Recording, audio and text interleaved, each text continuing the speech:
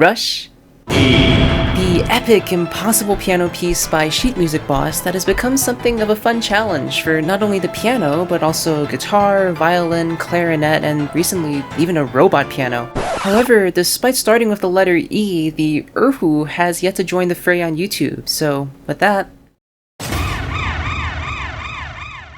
let's dive right in. Alright, so the roadmap of this project is pretty simple. Step 1, convert the music for Rush E into something playable on Erhu. Step 2, practice. Step 3, practice. Step 4, practice. And Step 5, pain. I mean, practice.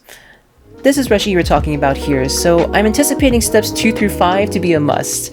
This isn't going to be any easy feat. I'm sorry.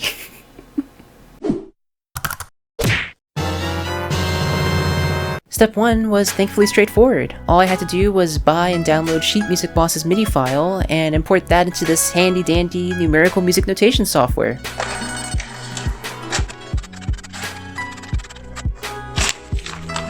Alright, step 1 is done, and I know this probably doesn't look anything like music, but this is indeed a musical score. It's called numerical music notation, and I've explained it a bit in the past video. I'll link it in the top right. Top right. If you want to learn more about it. Looking at the score, the number of accidentals might make it a bit harder to play in the near future, but besides that, not too bad. We're right on track. Yes, sirree, everything is smoothly going according to... Oh, yeah.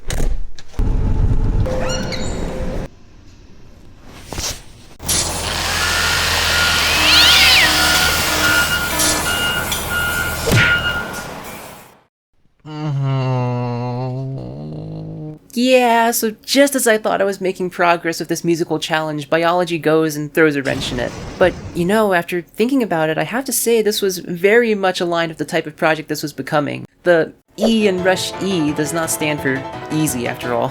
I started this project for a challenge, and by golly, a challenge I will get, even if that challenge comes from unexpected places. So with that, I grabbed some ice packs, kept chugging along. Now for the hard part. Practicing.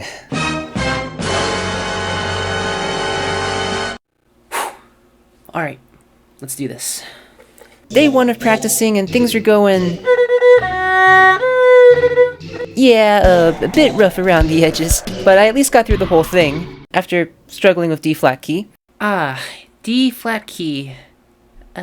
Definitely a key I know.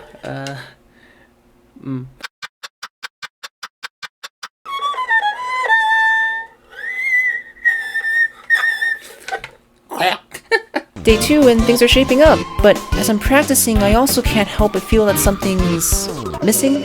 I mean, I expected it to sound different from the original piano version, but even overall, it felt that something wasn't quite carrying over.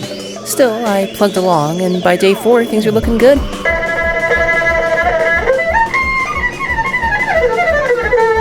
But even here, it just didn't have that Rush E punch that I felt whenever I listened to other renditions of it.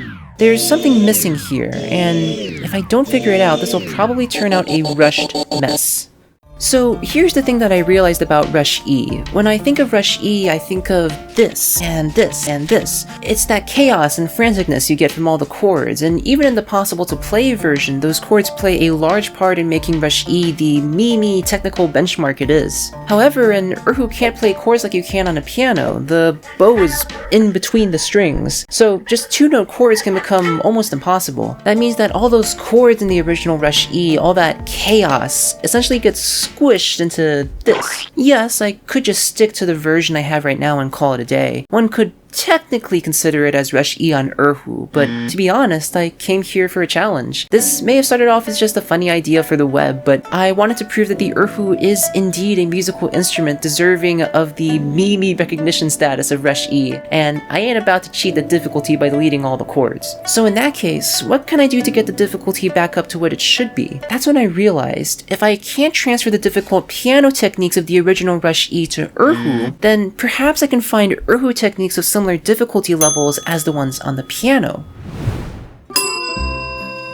Ah, thank you. Alright, I don't want to lose the chaotic spirit or infamous difficulty level of the original Rush E, so let's see what the Erhu can serve up. Okay, we'll start with an appetizer of sliding vibrato to spice up the slower part a bit, and to make it interesting, let's also get a few overtones similar to those of Jiangnan Chunse, or Spring Colors of Jiangnan. Now for the soup. This little multi-finger sliding technique is pretty neat. Done right, it gives a bit of a warbling sound effect. Oh, and just to amp up the difficulty a bit, we'll make it so that I have to use all 4 fingers to slide instead of only 3. Alright, the entree. I don't believe this item is even on the menu. I've never tried it before, but I remember listening to an Erhu classic called Taohua Guodu that had multi-finger right-hand plucking. That should do nicely for one of the slower sections, and it'll be cool to learn a new technique. And dessert. Only thing left I can think of is some fast-paced double-string tremolo that you can find in pieces like Manzhanghong or River of Red. This is one of my favorites because of the extra intensity and grittiness it can add. And I think that's it. Let's see how this 4-course meal of pain turns out, shall we?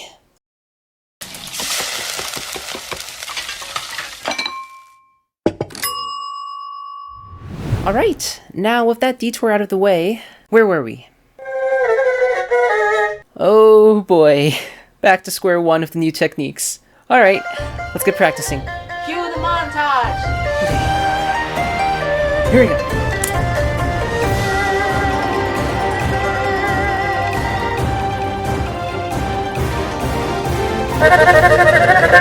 Oh, no, dang it!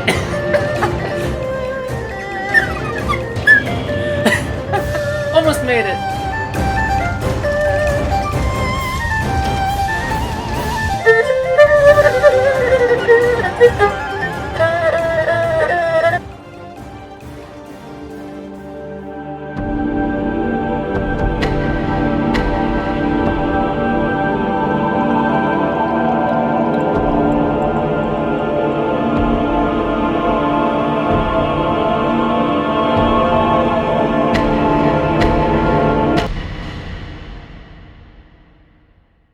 And after 20 days of practice, it was time. I got the camera, I got the microphone, and promised myself that I would not stop until I got a good, complete run of this meme.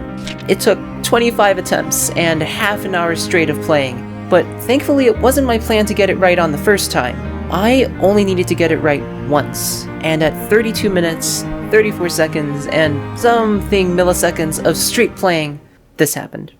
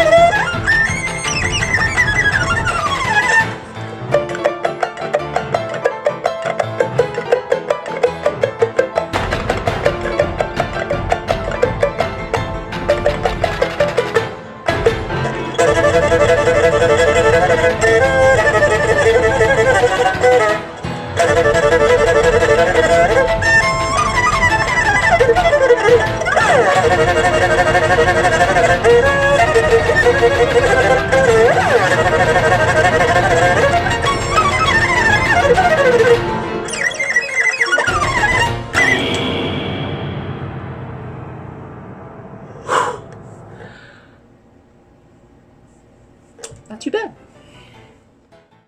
So after this adventure playing Rush E on the Erhu what have I learned? What are things that I can take from here and use to make this sort of Erhu goodness even better?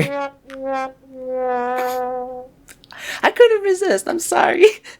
I suppose the main question I had going into this was, is this a difficult piece? And in a way, it's a bit of yes and no. In terms of technique, it is a big old, all caps, Y-E-S, yes.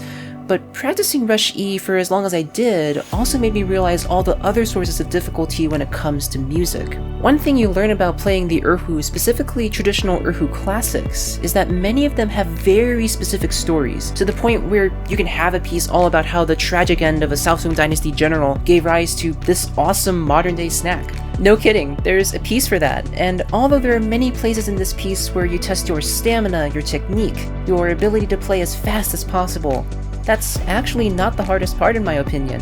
It's actually the slow part depicting the general saying goodbye to his loved ones before heading to war, and it's that level of emotional context that makes this piece as a whole truly difficult. Who knows, maybe I'll set off on a musical challenge that has more emotional difficulty to see what I can learn there, but that's an adventure for future me. For now, I hope you enjoyed today's adventure into Rush E. I'll also put a video here that features my adventures combining an Erhu classic of 1976 with Undertale music. With that, I'm excited to see what you all think, and I hope you are well, wherever you are.